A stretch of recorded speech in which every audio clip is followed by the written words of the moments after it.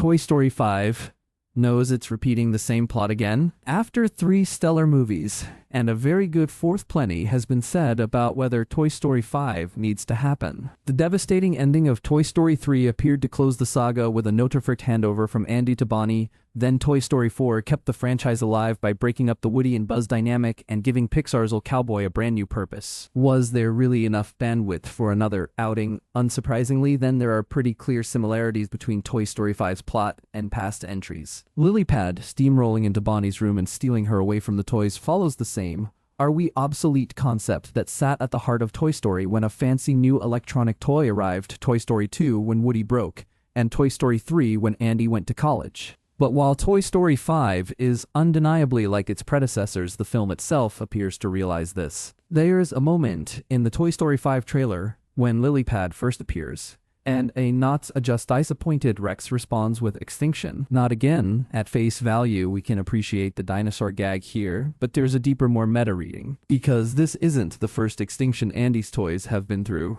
They faced extinction when Buzz first arrived. They were moving to the attic at the start of Toy Story 3, and they were staring into the fires of an incinerator by the end of that movie. Rex's comment applies as much to the Toy Story franchise in real life as it does the dinosaurs being wiped out by an asteroid. Near the end of the trailer, Ham admits it's good to see them Woody Buzz fighting again. As with Rex's comment, it's another acknowledgement that Toy Story 5 isn't reinventing the wheel here. Tom Hanks and Tim Allen bickering has been a constant theme of the Toy Story saga, and just like Ham, the audience gets a familiar sense of warmth from seeing these two Pixar icons exchanging insults. The Toy Story 5 trailer is rammed with other callbacks too. The make-believe sequence with Forky getting married continues a Toy Story tradition of cinematic play scenes. Jessie confronting Lilypad on Bonnie's bed mirrors Woody confronting Buzz on Andy's bed from the original movie. Lilypad's Spanish mode has echoes of Spanish Buzz. The Halt Who Goes There and I Come in Peace exchange is a major throwback to 1995. You Got a Friend in Me plays softly in the background.